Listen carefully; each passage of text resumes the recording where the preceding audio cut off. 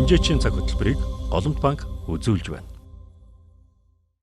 Сайн байцгаана үзэгчдээ, Шинжээчийн цагийн шинэ дугаартаа тавтай морил. Энэ удаагийн Шинжээчийн цагийн дугаараар үнэхүү бит хоёр хөдөлмөрийн зах зээлийн олон улсын чиг хандлага, цаашлаад Монгол улсын хөдөлмөрийн зах зээлийн хамгийн сүүлийн үеийн статистик үзүүлэлтүүдийн талаар мэдээлэл бэлтгэлээ. Тэгэхээр сүүлийн жилүүдэд бол хөдөлмөрийн зах зээл бол маш чухлаар яригдж байна. Эдийн засгийн чухал голлох хүч нэг хэсэг баг шүү дээ. Хүмүн капитал буюу хүн капитал. Тэгэхээр яг энэ эдийн засгийн өсөлтийг дэмжиж байгаа нэг чухал хөдөлмөрийн нийлүүлэлтийг бий болгож байгаа энэ хөдөлмөрийн зах зээлийн голлох статистик үзүүлэлтүүдтэй олон улсын түвшинд болон Монгол улсын түвшинд танилцъя. За танилцуулга эхлэхээс өмнө бүгдээ эхлээд ер нь сүүлийн жилүүдэд манай дэлхийн эдийн засгийн өсөлт ямар байсан, за гадаад орчноос ямар эрсдэлт хүчин зүйлсүүд бий болсон бэ гэдэг талаар бүгдээ нэг харъя те. За тэгэхээр юу ч гэсэн юуны төрөнд дэлхийн эдийн засгийн өсөлтийг олон улсын түвшинд авч үздэг. За дэлхийн эдийн засгийн хувьд хөгжингөө улсууд болохоор 1.6% өсөлтийг үзүүлсэн бол хөгжиж буй улсууд 4.2%-ийг дэлхий буюу олон улсын түвшинд болохоор 3.2% өсөлтийг 24-25 онд үзүүлснээр харьцангуй тогтворцсон гэж хэлж болох ч уг өсөлтийн үзүүлэлт нь 26 онд бага зэрэг буурах чиг хандлагатай ажиглагдж байгаа. За энэ нь юунаас болж байгаа гэх юм бол геополитикийн зөрчилтөө, нийлүүлэлтийн сүлжээний таслал хийгээд хөрөнгө оруулалтын хэмжээний буурал зэргүүттэй болохоор харгалзаад ингээд уялдаад явчихж байгаа. За нэмэлтээр хэрэхэд хөрөнгө оруулалтын хэмжээнд сүүлийн 10 жилийн дундчтай харьцуулахад өссөн ч гэсэн Европ бүс нутагтаа бол цар тахлын өмнөхтэй нь бол харьцангуй дүүцэж очиж чадаагүй гэж хэлж болно. Тэгэхээр хөрөнгө оруулалтын хэмжээг энэ хөдөлмөрийн зах зээл дэлхийн эдийн засгийн өсөлтөд хэрхэн уялдуулж болох вэ гэх юм бол та бүхэн харж байгаа 19-с 21 оны хооронд дэлхийн эдийн засгийн өсөлт бол савлгаан өндөртэй байсан. Энэ нь болохоор судалгаагаар юу гэж судлагдсан бэ гэх юм бол уг ковидын үеэр томоохон үйлдвэрцэн орнуудын компаниуд болохоор өөрсдөө нээлттэй ажлын байрны хөдөлмөрийн хомслын талаар ярих нь зүйтэй шүү дээ. Хөдөлмөрийн хомсдол оршин байгаад тодорхой хэмжээнд намжсан ч гэсэн бүрэн арилаагүй байх үед тухайн томоохон компаниуд нээлттэй ажлын байраа нөхөд хүндрэлтэй тулгарснаар хөрөнгө оруулахаас зайлсхийх чиг хандлагатай байсантай бол уялдаа явчихж байгаа. За дараахаар түүхий эдийн үнийн индексийг та бүхэн харах юм бол эрчим хүч болохоор энд болохоор 2016 оны болохоор суур жил албаш тооцсон байгаа. Тэгэхээр эрчим хүч 2025 оны байдлаар 65 хувиар үнэ нь өссөн байгаа. Энэ нь аж үйлдвэрцэн орнуудын хамгийн их эдийн засгийн хөрөнгө шаардсан, үйлдвэрлэлийн чадамж шаардсан боловсруулах үйлдвэрлэл болохоор өсөлт нь бол сармагчд хүргэсэн. Төдийлөн 1.6% өсөлтийг үзүүлсэн гэдэгт бас холбоо ярьчиж болно. За үүний дараагаар хөгжиж буй улсад бол 4.2% эдийн засгийн өсөлтийг үзүүлснээр хажуугаар харьцангуй тогтвортой гэж хэлж болох ч гэсэн ирээдүйн чиг хандлагыг харах юм бол геополитикийн хуваагдмалын нэгдмэл байдал, хоол хүнсний өсөлт буюу 25 оны байдлаар 27% үнийн өсөлтийг бол илэрхийлээд байгаа. Гэх мэтлэн эднүсээс болоод өсөлт бол яг тогтворцсон гэж хэлэхэд бол хэцүү. Буурах чиг хандлага эрсдэл ажиглагдаад байгаа. Үүний хажуугаар хөдөлмөр эрхлэлт болохоор бас тодорхойгүй байдал нэмэгдэнэ гэж хэлж болох юм. Хажуугаар нэмэлтээр дашин дуртах юм бол шинэ ажиллах хүчинд тоонд эргэлтэнд нь тэнцвэр хэмжээний шинэ ажлын байр, бүтээмж чанартай ажлын байр болохоор үүсгэхэд төдийлөн хандлага нь бага эрсдэлтэй гэж үзээд байгаа. За үүний дараагаар болохоор олон улсын хөдөлмөрийн статистикийн голлох үзүүлэлтүүдийг хараад үзье те. За энийг ярихын тулд бүгдээрээ яг суур нэг ойлголттой танилцах хэрэгтэй. Хөдөлмөрийн зах зээлийн статистикийг ойлгохын тулд яг ямар хүмүүсийг ажиллах хүч гэж тооцоод байгаа. За яг ямар хүмүүсийг хөдөлмөрийн насны хүн ам гэж үзээд байгаа юм бэ гэдэг ойлголтуудыг ярина гэсэн үг те. За нэгдүгээрт бол ажиллах хүчний оролцооны түвшин гэдэг ойлголт байгаа. Ажиллах хүчний оролцооны түвшнөөр улс орнуудын хөдөлмөрийн зах зээлийн идэвхжлийг ерөнхийдөө нь харьцуулж илэрхийлдэг тийм ээ. Тэгэхээр ажиллах хүчний оролцоо гэдэг маань өөрөө тухайн улсын ажиллах хүчний нийт хөдөлмөрийн насны нийцлэх хувьямжийг бол илэрхийлж байгаа. За цаашлаад ажилгүйдлийн түвшин гэдэг ойлголт байгаа. Ажилгүйдлийн түвшин бол маш олон улсуудын засгийн газар, төв банкуудын зорилтод үзүүлэлтчүүдэд тэгэхээр ажилгүйдлийн түвшин бага байх нь өөрөө эдийн засагт маш чухал гэдэг. Тийм учраас ажилгүйдлийн түвшин гэдэг бол өөрөө тухайн дэлхийн түвшинд ярьж байгаа бол дэлхийн нийт ажилгүй хүмүүсийг ажиллах хүчиндээ харьцуулсан энэ хэмжээг бол илэрхийлж байгаа гэсэн. За ажилчдын ядуурлын түвшин гэдэг ойлголтыг бол дэлхийн хэмжээнээс авч үздэг. За энэ маань бол өөрөө ажил хийж байгаа ч гэсэн ядуурлын түвшнээс доогоор ингэж хамрагдаж байгаа ажил хийж байгаа хүмүүсийг бол авч үздэг байх нэ гэж ойлгож байна. Тэгэхээр ажилгүйдлийн ядуурлын түвшинд бол тодорхой ингээд $2.5-аас PPP гэдэг Purchase Power Parity гэж үзүүлэлт байт юм лээ. Тэрнээс доогоор болохоор яг ядуурлалд нэрвэгдсэн гэж ярьдаг. Тийм тодорхой юм нөхцлүүдтэй байдаг. За тэгээд энэс үргэлжлүүлээд ярих юм бол ажиллах хүчний оролцооны түвшин 60.8% буюу ковидын дахлын цавар хэрэгтэй харьцуулахад бол нэмэгдсэн үр дүн харагдаж байгаа. За цаашлаад нийт хүн амд эзлэх ажилчдын хувь хэмжээ болохоор 57.8% байгаа ч гэсэн за хоёулаа болохоор 10 жилийн дунджаас бол доогуур үзүүлэлттэй харагдаад байгаа. За үүний дараагаар альбан бусаар ажилчдын түвшин буюу альбан бусаар одоо хөдөлмөр эрхлэгчдийн түвшин болохоор 57.7% байгааг та бүхэн харж болно. Энэ нь цар тахлын үетэйгээ харьцуулахад төдийлөн буурхасаа эсрэгээр бараг нэмэгдээд явсан байгаа. Тэгэхээр судалгаагаар үзэхэд за цар тахлын үед эдийн засгийн өсөлт сарам гисний үр дүнд одоо албан ёсоор хөдөлмөр эрхлэх бололцоо одоо саарсны үндсэн дээр ажилчид болон шинэ ажиллах хүч одоо энэ альбан бусаар ажиллах эрхлэхээс өөр аргагүй болсонтой холбогдож байгаа. Тэгээд дээрэс нь энэ үр дагавар нэмэгдэхийн хэрээр одоо юу болох вэ гэх юм бол ажилчдын тогтмол орлого одоо байхгүй. За дээрэс нь нийгмийн хамгааллын одоо нэг хүртээмж бол буурах зэрэг сөрөг үр дагаврууд болохоор илэрхийлэгдэж байгаа. За энэ дашрын дэлгэд 2023-аас 2024 оны хооронд албан ёсны одоо ажил эрхлэлт хөдөлмөр эрхлэлт өсөлт нь хагас хувиар буурахад альбан бус одоо хөдөлмөр эрхлэлт болохоор тоо хэмжээнд 23 саяар одоо ажилч анги нэмэгдсэн гэж хэлж байгаа. Ажилч анги дотроо. За тэгвэл эерэг үзүүлэлтүүдийг харж үзцгээл тэ ажлын зөрүүний түвшин буюу энэ юуг илэрхийлдэг вэ гэх юм бол хөдөлмөрийн зах зээл дээр ажил эрхэлж байгаа одоо ажил эрхлэлтийн хэмжээ нэмэгдсэн гэсэн үг. Энэ үзүүлэлт буурах юм бол тэгэхээр 10.2% төрж одоо буурсан үзүүлэлттэй харагдаж байна. За дараагаар залуучуудын нийт түвшин буюу энэ нь болохоор non-employed educational and training буюу за ажил эрхлэхгүй сурч боловсрох одоо ямар нэгэн тийм сургалтын үйл ажиллагаанд оролцоогүй одоо нийгмийн дээр ажиллах хүчний хамрах хүрээг нь хүн амыг нэрж байгаа. Тэгэхээр энэ үзүүлэлт болохоор 20.4% болтлоо буурсан нь болохоор эерэг үзүүлэлт гэж хэлж болох юм. Ингээхийн хажуугаар тухайн орны хөдөлмөрийн зах зээлийн ажил эрхэлж байгаа хүмүүсийн боловсролын түвшин хийгээд одоо бүтээмжийн чанар нэмэгдэх эерэг үр дагавар одоо цог дагалдаж явж байгаа юм л та энэ үзүүлэлттэй. За эцэст нь гэх юм бол одоо ажилгүйдлийн түвшин бол түрүү манай шинжиж бол хэлсэнчлээ одоо 5 буюу одоо 4.9% төрсэн байгаа. Энэ нь ковидын үетэй харьцуулахад болохоор бараг 2.1%-аар одоо буурсан үзүүлэлттэй харагдаад байна. Шинжээчийн цаг хөтөлбөрийг Голомт банк үзүүлж байна. Тэгвэл цаашлаад ер нь олон улсад яг одоо хөдөлмөрийн зах зээлийн хөгжил ковидын дараагаас болвол одоо илүү нэмэгдсэн гэж хэлж болохоор шүү дээ. Ажилгүйдлийн түвшин болсон байна, ажиллах хүч нэмэгдсэн байна.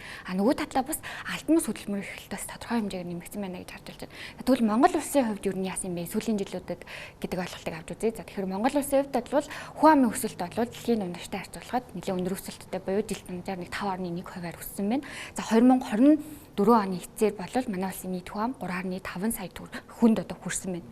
За үүний яг хөдөлмөрийн насны хүн ам нь хэдэн хувийг эзэлж байгаа юм бэ гэхээр үний одоо хөдөлмөрийн насны хүн ам байгаа. За тэр дундаа ажиллах хүч гэдэг ойлголт байгаа тий. За ажиллах хүч маань өөрөө нийт хүн амынхаа 1.4 саяыг эзэлж байна. За энэ хоёрын хооронд зөрүүг нь бүрдүүлж байгаа хүмүүс нь өөрөө хөдөлмөрийн бус насны хүн ам хамаарч байна тий. За тэгээд дээрэс нь ажиллах хүчнээс гадуур хүн ам буюу одоо нөгөө гэртээ хүүхдээ хардаг ээжүүд маань за тэтгэврт гарсан хүмүүс за тэгээд дээрэс нь одоо суралцж байгаа оюутнууд болвол ажиллах хүчнээс гадуур хүн амд хамаардаг. Тэгэхээр энэ зөрүү болвол үзүүлэлтээр бол тайлбарлагдаж байна гэж ойлгож байна. За хүүсээр нь бүгдээр хараад үзэх юм бол хүн амын нийт хүн амаар нь хүүсээр нь харах юм бол харьцангуй тийм ялгаа бол байхгүй байна.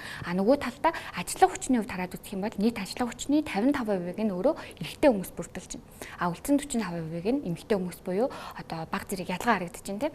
За нийт ажилгүй хүмүүсийг нь бас хараад үзэх юм бол эрэгтэй эмэгтэй хүмүүсийн хувьд бас нэлээд ялгаатай байгаа. За нийт ажилгүй хүмүүсийн 57% нь эрэгтэй, за үлдсэн 43% нь эмэгтэй хүмүүс байна гэд хүүсийн хувьд бол баг зэрэг ялгаатай харагдаж байна. За тэгвэл миний яг өмнө дурдсанчлаа ажиллах хүчний оролцооны түвшин гэдэг ойлголт манай улсын хувьд одоо бусад улсуудтай харьцуулахад ямар байгаа юм бэ гэдгийг хараад үзье. Ажиллах хүчний оролцооны түвшин 1992 оноос хойш 2008 он хүртэл ер нь тасралтгүй буурсан байна. Гэхдээ нэг зүйлийг анзаараад хараад үзэх юм бол хүүсийн хувьд энэ үзүүлэлт маань 2008 оноос хойш одоо харьцангуй ялгаатай болоод ирсэн байна. За тухайлбал 2008 оноос хойш эрэгтэй хүмүүсийн хувьд ажиллах хүчний оролцооны түвшний хувь хэмжээ өссөн байгаа бол эмэгтэй хүмүүсийн хувьд бол харьцангуй одоо буурсан юм үзүүлэлттэй. За дунджаар хараад үзэх юм бол 2024 оны эцэст 61.9% байна. За тэгвэл энэ ажиллах хүчний оролцооны түвшин миний яг үнэхүүгийн сая дурдсанчлан одоо дэлхийн дундаж хэмжээ бол 2024 оны байдлаар 61% байсан тий. За тэгвэл дэлхийн дундаж юм байт юм байна. За манай улсын одоо бүсэд хамаардаг тий Аз намхан далайн бүс нутгийн дундаж одоо 60.5% байт юм байна. За дэлхийн дунд болон дундаас дэш орлоготой улсуудын одоо ажиллах хүчний оролцооны түвшин бол 63%-тай байна. Тэгэхээр ерөнхийдөө ингээд харахад ажиллах хүчний оролцооны түвшин сүүлийн 2-3 жилд бол өссөн. Гэтээ ерөнхийдөө буурсалтай байгаа ч гэсэн ер нь дэлхийн дунджаас ялгаагүй байна. Дээрэс нь яг энэ 24 оны гүйцэтгэл бол нэлийн одоо өмнөх жилүүдтэй харьцуулахад нэмэгдсэн ийм дүр зурагтай бол бас харагдаж байна гэж бодож байна. Шинжээчийн цаг хөтөлбөрийг Голомт банк үзүүлж байна.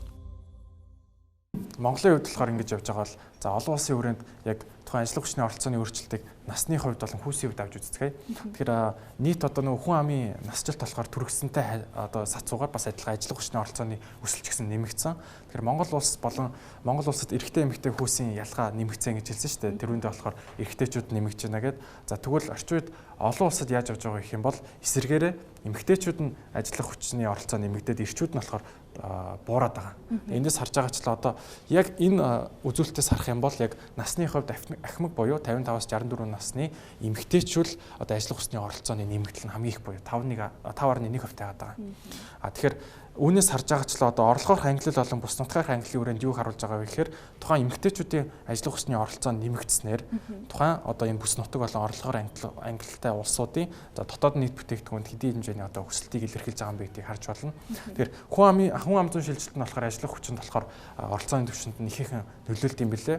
Тэгэхээр энэ дээр бид нар юуг харуулах гэж зорьсон бэ гэх юм бол хэрэв одоо энэ ахмад насны эмэгтэйчүүд ер нь бас бүх насны ангиллын эмэгтэйчүүдийн ажиллах хүчний оролцоо нь хөдөлмөрийн эрхлэлт нь нэмэгдээгүй байсан бол дотоод нийт бүтээгдэхүүнд одоо өндөр орлоготой орнууд бол жишээ нь 2.5% дотоод нийт бүтээгдэхүүний одоо бууралтыг үзүүлэхэд байсан гэж хэлж болох ч гэсэн яг бодит байдал дээр одоо энэ эмэгтэйчүүдийн хөдөлмөр эрхлэлтийн ачаар за өндөр орлоготой улс орнууд болохоор 1% дотоод нийт бүтээгдэхүүний өсөлтийг бол илэрхийлж үзүүлсэн гэдэг одоо эерэг үр дүн гарч байгаа. Энэ хүү судалгааг бол ингээ олон улсын хөдөлмөрийн байгууллагаас бол гаргасан байна шүү дээ. Тэгэхээр яг ажиллах хүчинд бол бас эмэгтэйчүүдийн тэр ялангуяа одоо арай л ахмад насны эмэгтэйчүүдийн оролцоо нэлээд өндөр байна. Цаашлаад одоо эдийн засгийн өсөлтөд бас нэлээд эргээр нөлөөлсөн байх шүү гэдгийг бол харж болж байна тийм.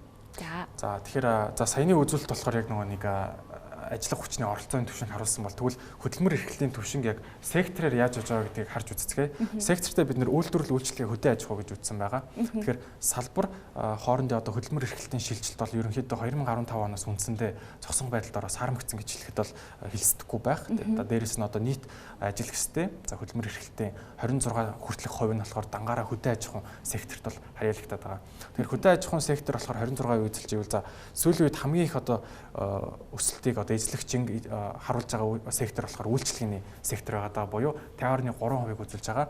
Энэ нь 50.3% үзүүлж байгаа энэ сектор нь гэхдээ ганц онцлог нь юу гэх юм бол шинэ ажлын байр үүсгэхэд дандаа ерөнхийдөө жижиглэн болон бөөний худалдааны тиймэрхүү бизнес бол явагддаг. Тэгэхээр энэ нь хөгжиж буй орнуудынхаа хүрээнд болохоор ажлын байрны орчин бол муу гэдгээр онцлог болоод байгаа. За тэгвэл үйлдвэрлэл болохоор та бүхэн харж байгаа бараг 1992-оос 2022 оны хооронд 23.7% ингээ хэлбэлзээ тогтмол байгаа нь ямар шалтгаантай вэ гэхээр миний та бүхэн өмнө хэлжсэн л одоо эдийн засгийн хамгийн их хөрөнгө шаарддаг, үйлдвэрлэлийн чадам шаарддаг сектор. Тийм болохоор энийг ерөнхийдөө хөгжингүй орнууд л яг авч явах тохиромжтой сектор гэж үздэг болохоор ер нь бол тоо үзүүлэлтэн дээр ч гэсэн харагдаж байгаа. За дэлхийн ажил хөдлийн түвшинг та бүхэн харах юм бол за нийт болохоор 4.9 буюу 5% байгаа. Яг насан туршид эдгээр ахмаг болон эдэр наснуудыг би бол илэрхийлж байгаа 45-аас одоо 65 нас хүртэлх. Тэгэхээр энэ нь болохоор хамгийн бага уу 368 сүүлийн үед бол дандаа ихс үзүүлэлт харагдаад байгаа. Та бүгд бодож магадгүй залуучууд нэмэгдэхгүй ягаад ахмад нэмэгдээд байгаа юм бэ гэхээр энэ бол цэвэр одоо нэг боловсролын болон бүтээмжийн асуудал дээр харагдаад байгаа. Залуучууд нь болохоор за ажил хөдлийн түвшин хэдийгээр ингээд түүхэн доод хэмжээндээ хүрсэн ч гэсэн энэ эсрэгээр нөө залуучуудынхаа ажил хөдлийн түвшинд бол төдийлөн анхаарал хандуулахгүй байна гэдгийг та бүхэн графикаас харж болох. За залуучууд эрэгтэйчүүд нь болохоор 12.3, эмэгтэйчүүд нь 12.4% ажил хөдлийн түвшинтэй байгаа гэдгийг бол илэрхийлээд байгаа. Олон улсын түвшинд. Тэгэхээр нэлээд өндөр байна. Тэгээд дундаж түвшинд харьцуулахад.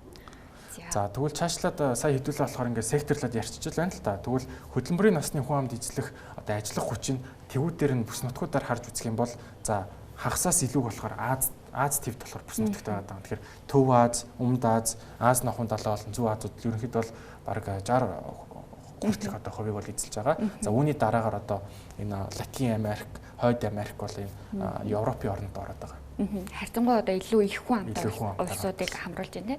За дараагийн нэг чухал юм нь юу вэ гэхээр бодит цалин болон бүтээмжийн асуудал байгаа. Хөдөлмөрийн зах зээлийг ярьж байгаа тохиолдолд бид нар одоо цалингийн хэмжээг бол зайлшгүй харах шаардлагатай тийм. Хүний талаараа одоо ажилчдын өөрсдийнхөө хөдөлмөрийг өнлөөж байгаа нэг үзүүлэлт болчихдаг. А нөгөө талдаа ажилчдын гаргаж байгаа бүтээмжийн асуудлыг бас хэмжих шаардлагатай. За энийг олон улсын түвшинд яг олон улсын хөдөлмөрийн байгууллагын статистикаас хараад үзэх юм бол ерөнхийдөө одоо ковидын үед бол харьцангуй бууралттай байсан ч гэсэн үүнээс хойш хөдөлмөр бүтээмж харьцангуй одоо өссөн гэдгийг бол бид нэр харж болж байна. Тэгэхээр манай улсын хувьд ч гэсэн одоо цалингийн одоо өсөлт бод нэлээд өндөр явагдсан тий. Сүүлийн одоо 2-3 жилд бол яг цалин бол нэлээд өндөр өсөлтсөн. Дундаж цалин бол 2.7 сая төгрөгтэй байгаа ч гэсэн яг одоо бодит ажил одоо хамгийн их одоо ажиллах хүчийг бүрдүүлдэг салбаруудад ажиллаж байгаа ажилчдын цалин дундаж цалингийн хэмжээтэй нэлээд бага байгаа учраас 2.7 сая төгрөгийн цалин бол нэлээд өндөр харагддаг тий. Тэгэхээр яг энэ цалингийн арталт бол манай улсын хувьд яг энэ одоо секторээр нь сайн бүтээмжээ хэмжих за тэгээд яг бүтээмжтэй уялдуулж одоо цалин өсөхгүй бол хэрвээ бүтээмж өсөөгүй тохиолдолд цалин өсөх юм бол энэ нь өөрөө компанид за аж ахуйн нэгж байгууллагуудад шууд зардал болоод ингээд тусгагдчихдаг. Тэгэхээр яг энэ цалин болон бүтээмж бол олон улсын түвшинд яг нэг одоо түвшинд бол явж байна гэдэг өдөр харж болж байна тийм. За тэгвэл үргэлжлүүлээд бүгдээ яг одоо олон улсын залуучуудын нийтийн түвшин тийм. Тэгээ нийтийн түвшин. Тэгээд энийг эн чинь одоо тусч яг шалтгаан юу гэх юм бол түрүүн бүтээмж гэж ярьж байгаа. Тэгэхээр бүтээмж бол цэвэр боловсролын түвшин. Тэгээд чанараас бол одоо хамаардаг шүү дээ. Тэгэхээр энүүн дээр олон улсын хүрээнд залуучуудын нийт түвшин буюу одоо шинэ үе 15-аас 24 насныхыг авч үзцгээе л дээ. За олон улсын хүрээнд болохоор одоогийн 25 оны байдлаар дунд чинь 20.4% одоо ажилгүй боловсрол болон ямар нэгэн сургалтын байгууллагад хамрагдаагүй одоо тэр хөдөлмөрийн насны хүн амыг бол харгалзуулж үзэж байгаа юм байна. За тэгвэл Африк бүс нутагт ямар байгаа вэ гэх юм бол дунджаас одоо 3.1 жоноогоор одоо илүү өндөр харагдаад байгаа 23%-аар. За тэгэхээр эндээс манай Монголтой илүү дүүцэж харагдах нь тэгэхээр юу вэ гэхээр Аз намхан далайн бүс нутаг гэдээ ороод ирж байгаа.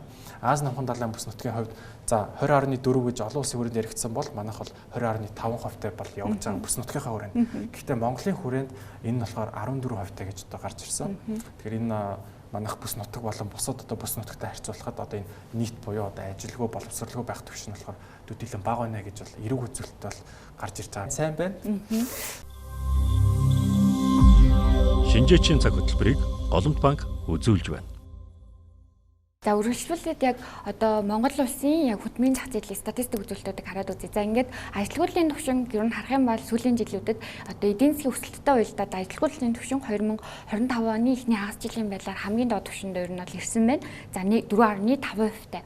За тэгвэл ажилчдын тоо бол 2025 оны эхний хагас жилийн байдлаар 1.4 сая хүрсэн байна. За энийг бид нар 2019 он буюу одоо ковидын өмнөх түвшинд харьцуулахад 20 орчим хувиар болол өссөн юм үзүүлэлттэй нэлээд эерэг байна. За нийгмийн даатгалагчдын тоо бол бас 1 саяд хүрсэн. За энэ маань мөн 19 оноос 21%-аар болол өссөн байна. За ажлах хүчний оролцоо 61.9%. За 19 онд харьцуулахад 1.1-ээр одоо өссөн байна. За хөдөлмөрийн эрхлэлтийн түвшин бол бас өссөн 59.1%-тай байна. Ажилгүйдлийн түвшин одоо ковидын үетэй харьцуулахад ковидын үед одоо ажилгүйдлийн түвшин 10% хүртэл өсөж ирсэн. За тэр үетэй харьцуулахад бол одоо нэлээд буралтай ажилгүй хүмүүс ер нь харьцангуй бага байна гэж бол харж болохоор байна. Эндээс дүгнэх юм бол хөдөлмөрийн зах зээлийн үзүүлэлт ер нь доктортой түвшинд байна гэж бол хэлж болохоор байна. Нөгөө талдаа ковидоос хойш бол хөдөлмөрийн зах зээлийн голлох статистик үзүүлэлтүүд бол өссөн харагдаж байна гэж дүгнж болж байна. За цаашлаад яг энэгээ задлаад харах юм бол хөдөлмөрийн насны хүн амыг бид нар ажиллах хүч болон ажиллах хүчнээс гадуур хүн ам гэж ангилж байгаа тийм. За энийг дэлгэрүүлээ бүгдээрээ харах юм бол ажиллах хүчнээс гадуур хүн ам бол нийт хөдөлмөрийн насны хүн амын одоо 900 орчим мянгыг бол бүрдүүлж байна. Энд маань одоо хүүхдээ харж байгаа ээжүүд маань энэ за сургууль сурж байгаа оюутнууд маань байна. За тэгээд өндөр настай хүмүүс байна. За ингээ харах юм бол ажиллах хүчнээс гадуур хүн амын 34%-ийг нь бол тэтгэврт гарсан хүмүүс. За дахиад 34%-ийг нь болохоор одоо суралцдаг, сурахаар явж байгаа оюутнууд маань бас бүрдүүлж байна. За үргэлжлүүлээд ер нь энэ ажлын статистикийг одоо сектороор нь харъя тий. Одоо ингээд хамгийн одоо зах зээл дээр ер нь яригдж байгаа нэг асуудал бол яг энэ одоо хөдөлмөрийн зах зээл дээр байгаа цалингийн асуудал. За тэгээд цалин тэр дундаа одоо энэ сектороор ажиллаж байгаа ажилчид байгаа шүү дээ. Тэгэхээр аль секторт илүү их ажилчид ажиллаж байна гэдгийг хараад үзье. За ингээ харах юм бол 25 оны эхний хагас жилийн байдлаар хөдөө аж ахуйн салбарт нийт ажилчдын 371 одоо мянган ажиллаж байна. Буюу нэг ойролцоогоор 30 орчим хувь нэ тий. Тэгэхээр дийлэнх нь хөдөө аж ахуйн салбарт байна. За дараагийнх нь болохоор илүү одоо худалдааны салбарт байна тий 180 орчим мянган одоо хүн байна. За дараагийнх нь боловсрол за тэгээ санхүү уул уурхай. Тэгэхээр ерөнхийдөө цалингийн түвшингээ хараад үзэх юм бол уул уурхай болон санхүүгийн салбарын ажилтнууд илүү өндөр цалинтай байдаг. Дундчаасаа өндөр. А нөгөө талдаа дундаж одоо цалингаас доогуур одоо түвшинд орж байгаа секторууд бол хөдөө аж ахуй, үйлчлэгээ, за тэгээ худалдаа, тэгээ боловсролын салбарууд бол ордог. За үүнтэй холбоотойгоор яг энэ бага цалин авж байгаа ажилчид өөрөө яг нийт ажилчдын хувьд бол яг энэ одоо дийлэнх хувийг нь бол бүрдүүлж байна гэдэг бол бас харж болох нэ. За тэгээд ерөнхийдөө бол хөдөлмөрийн зах зээлийн статистик үзүүлэлтүүдийг сүүлийн жилүүдэд ингээд хараад үзэх юм бол одоо харьцангуй тогтворсон байна гэж бол харж байна. За дээрэс нь эдийн засгийн идэвхжил бол ковидын үетэй харьцуулахад бас харьцангуй бас тогтворж, за ажиллах хүч ч гэсэн нэлээд нэмэгдсэн байна. За нөгөө талдаа бас ажиллах энэ одоо хүчин дээр гарч байгаа одоо эрсдэл хүчин зүйлсүүд ч гэсэн эдийн засгийн одоо тодорхой бус байдалтай уялдаад нэлээд нэмэгдсэн байна гэдгийг бол бид хоёр сая энэ хүү танилцуулгаараа та бүхэн танилцууллаа. Энэ хүрээд бид хоёрын танилцуулга өндөрлөж байна. За энэ хүрээд одоо маань шинжээчийн дугаар өндөрлөө. Анхаарал хандуулсан та бүхэнд баярлалаа. Баяртай. Баяртай.